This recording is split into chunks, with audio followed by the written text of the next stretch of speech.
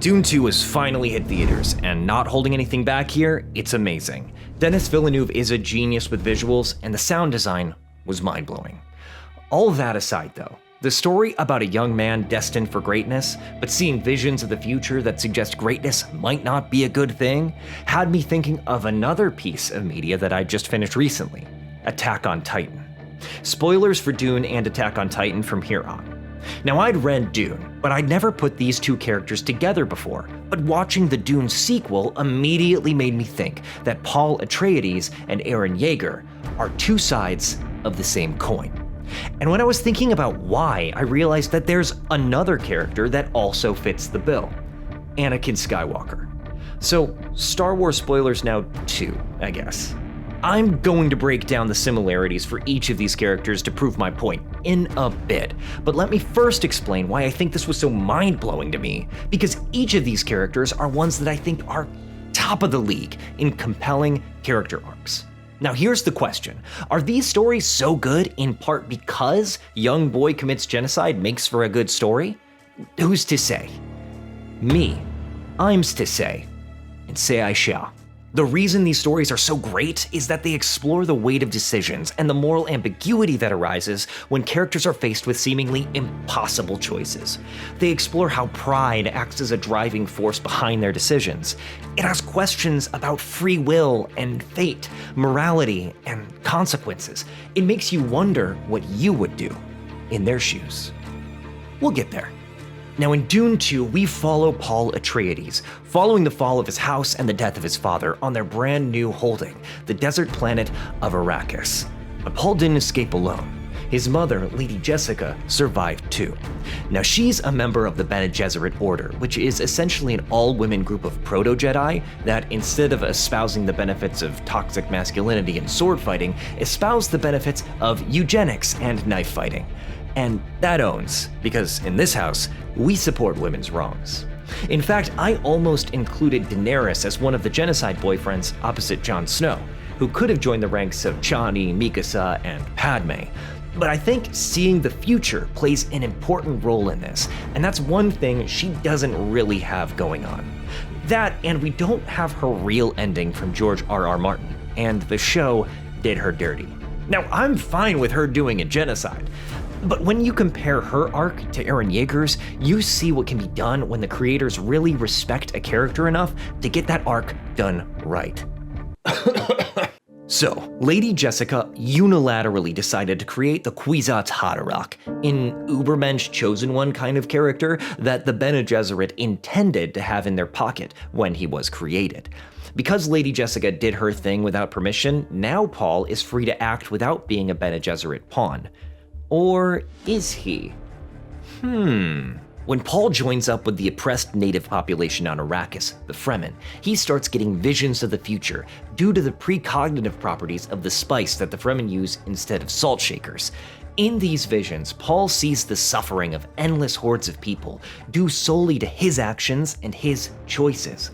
He knows that going to the southern part of the planet will make these visions come true, so he avoids doing that. However, after the enemy house of Harkonnen sends down their newest golden boy, Feyd-Rautha, to beat Paul's ass, he's got no choice but to head down south for the support of the Fremen fundamentalists, locking in his future for a genocidal war that will take the galaxy by the balls. If we turn the page over to Eren Yeager, we can see someone in a very similar situation. While positioned as a villain or antagonist for a good portion of the final season, by the end we can see the pickle that Paradis' favorite Baka found himself in. The world hated the Eldians and was fully willing to wipe them all out. In order to stop being genocided, they only really had a few options in front of them.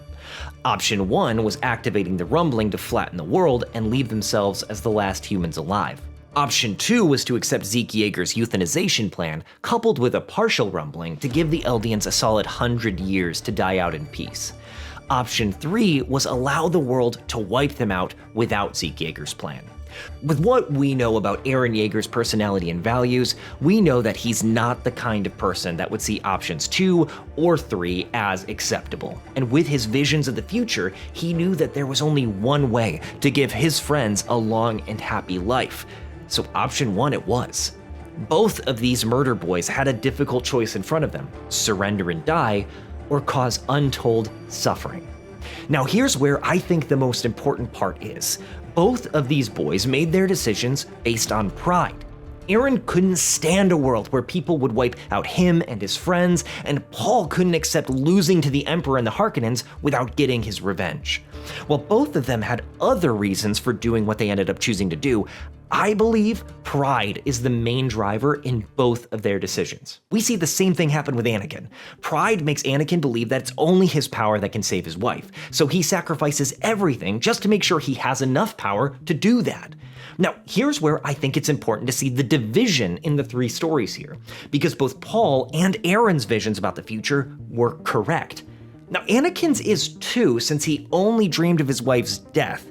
Paul and Aaron, however, featured in their own visions. They could see how their own actions would bring about the promised future. Anakin didn't have that. He just saw the horrible future laid out in front of him and had to blindly look around for a way to avoid it. And then he gets a series of the worst possible advice ever from the people he trusts most. Okay, I could rant about this for a while, and I will.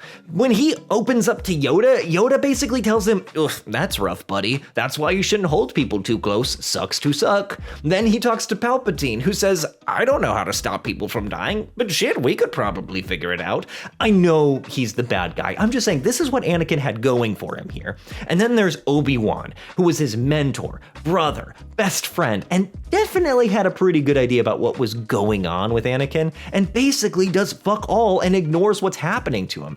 Then he gets stuck with the world's worst confidant, Mace Windu, who sticks him in timeout after Anakin made a choice to trust the Jedi and tells him that he's never even trusted him up to this point. And this is after the Clone Wars. He could have just... Okay, I'll stop. All of this is to say that our other genocide boyfriends at least had the benefit of knowing how their actions would result in terrible ends. Anakin basically gets tricked into it. And the result of this is that of this unholy trio, Anakin's story is the only one that really feels like a tragedy. There's tragedy in Dune and Attack on Titan, a lot of it, but Paul and Aaron both make their choices with full knowledge of the consequences.